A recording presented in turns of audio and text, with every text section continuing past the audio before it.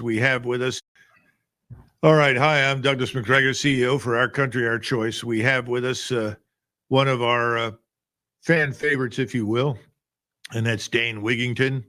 And he heads Geoengineering Watch. He's got some interesting comments today in connection with the vicious Hurricane Helene that has done so much damage to us. Welcome, Dane. Thank you for your continued attention to what's occurring in our skies, Colonel Macgregor. This is nothing short of all-out weather warfare at this point. We can speculate about the agendas and objectives being carried out, but the fact that these storms are absolutely being manipulated and steered is inarguable. The denial of this fact is absolutely ludicrous at this point.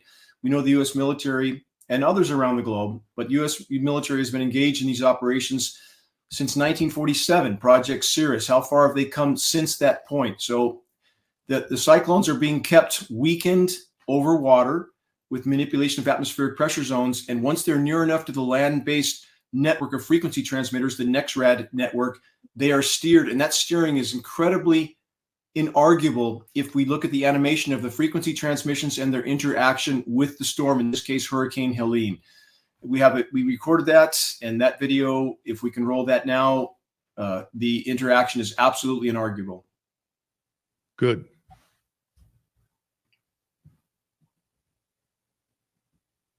Result of natural processes and climate patterns, or was it manipulated?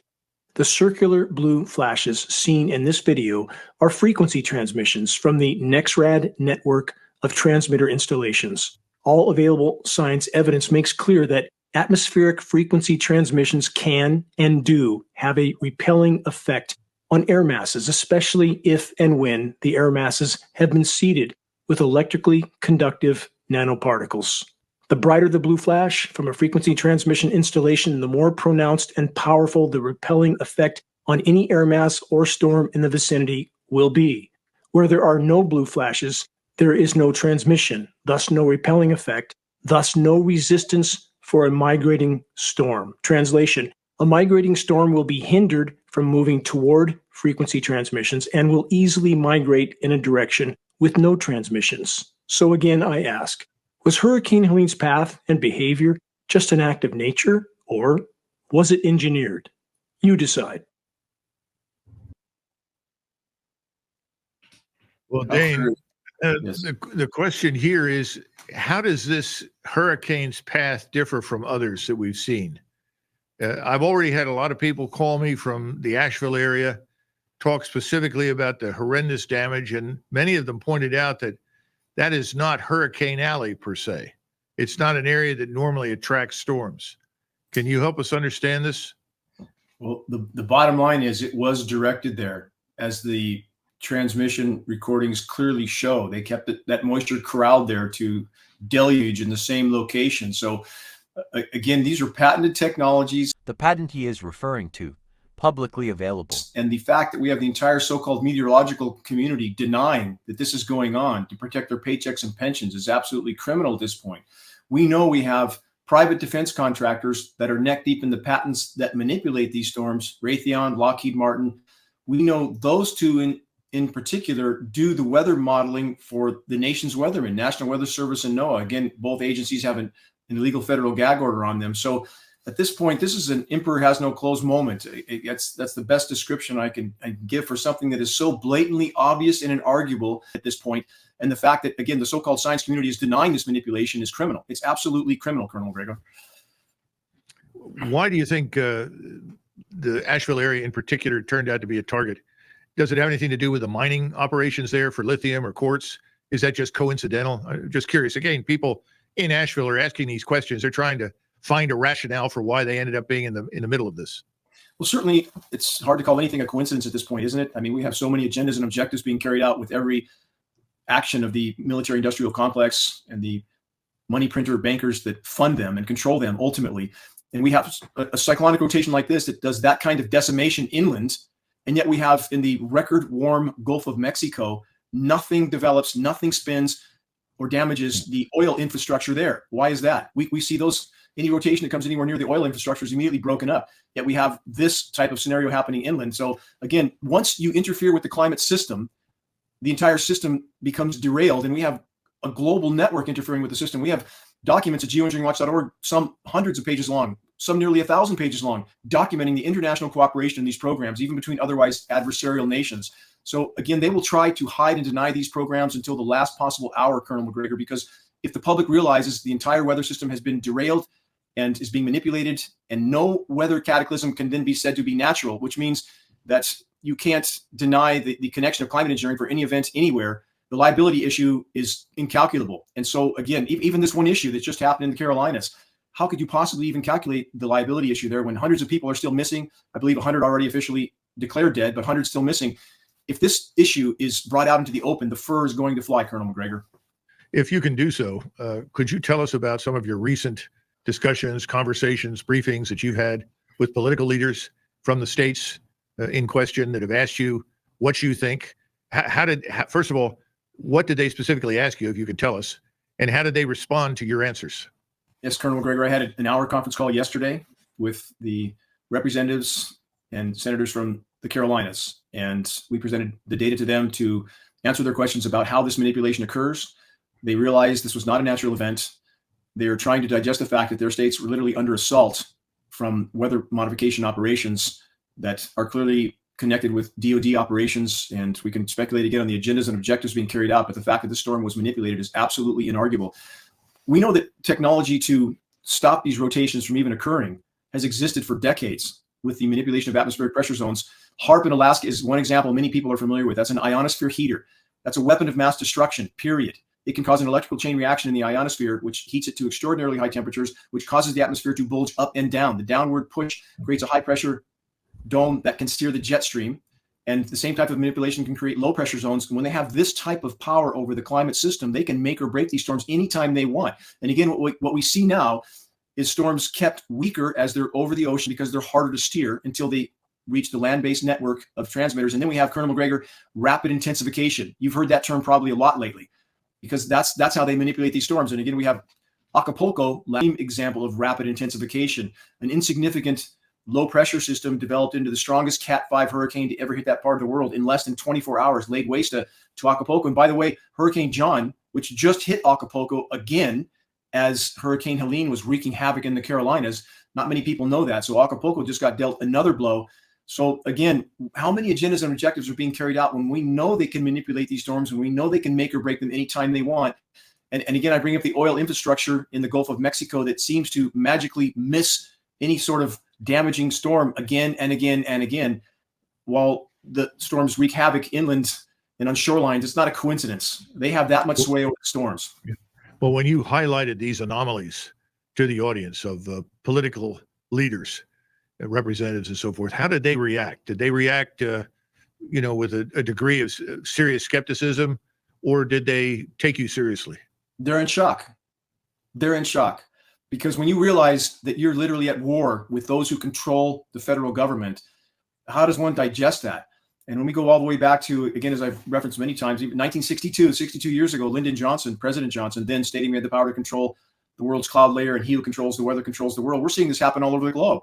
We're seeing countries like Dubai, as you remember recently, got 2 years worth of rain, 2 years worth in 6 hours, right after they decide to ditch the dollar. Is that a coincidence? We see this kind of event over and over. So climate engineering is the crown jewel weapon of the military industrial complex, because they can and are bringing populations to their knees without those populations ever even knowing they're under assault, and they blame it on nature.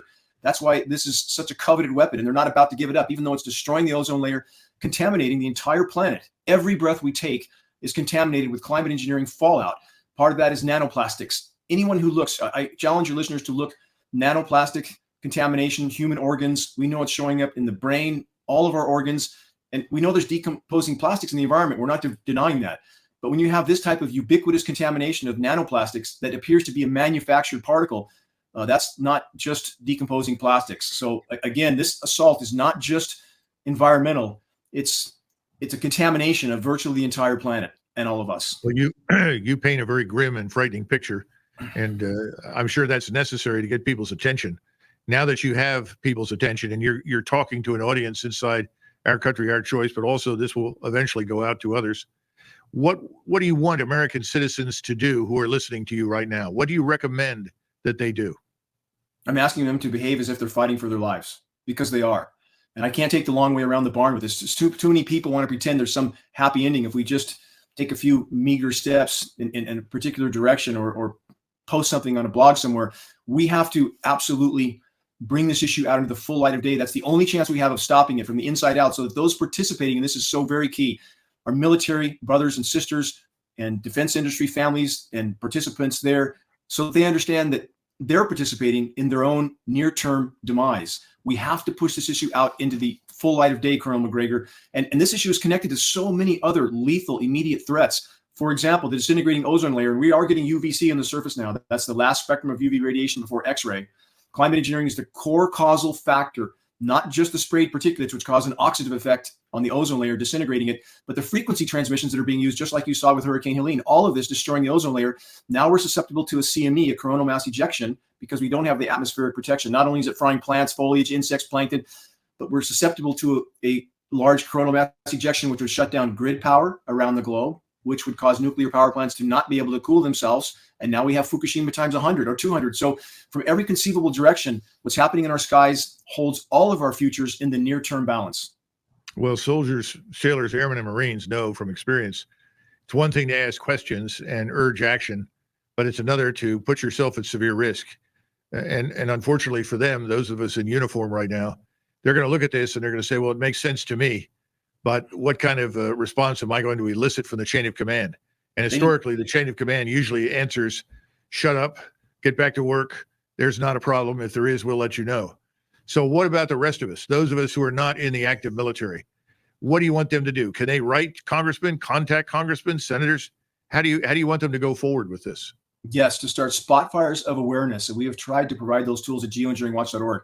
Our groundbreaking documentary, The Dimming, which includes 2 U.S. Air Force generals testifying that these programs are real and ongoing, former Canadian Minister of Defense, former U.S. presidential cabinet members, former government scientists. That film is the best one-stop tool to introduce this issue. And that link can be emailed to all of the above, all that you just mentioned, elected officials, environmental groups, farm groups, ag organizations. The list is endless to start a spot fire of awareness. And in spite of draconian social media censorship, our film, The Dimming, is now over 25 million views. People are waking up to this.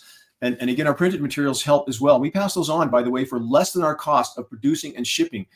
Our only goal, my only goal, is to see this nightmare in our skies exposed fully once and for all and brought to a halt so that the planet can respond on its own to the damage done and not continue to sink with this toxic straitjacket of climate engineering. How many blue skies do you see, Colonel Macgregor? Do you see anywhere you're at? Because we don't see any true blue skies here. At best, it's silvery white.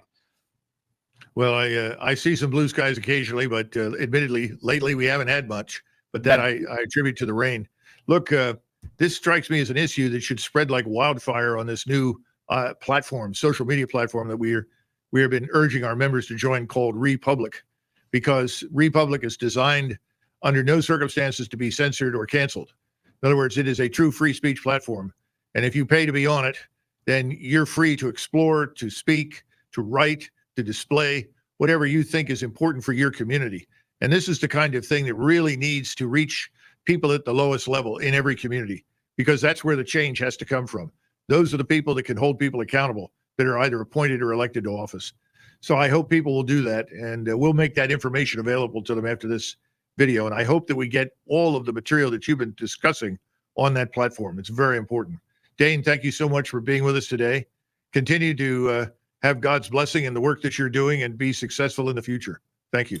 Thank you, Colonel Macgregor. And I stress to your listeners, your viewers, that there is no place to hide from what's taking place in our skies. Every breath we take, every bite of food, every drink of water, all of it is absorbing the contamination from what they're doing in our skies, and it's affecting the planet's ability to grow crops, forests, fisheries. They're all collapsing. Many causal factors. We've been bad stewards of the planet, but there's nothing that compares with what they're doing intentionally in our skies. So thank you and your staff and your platform for helping us to sound the alarm. Sure. Thanks again, Dane. And that's it from Our Country, Our Choice. And you heard the man. It's up to you. No one is going to rescue us. We have to act. Thanks so much. Bye-bye.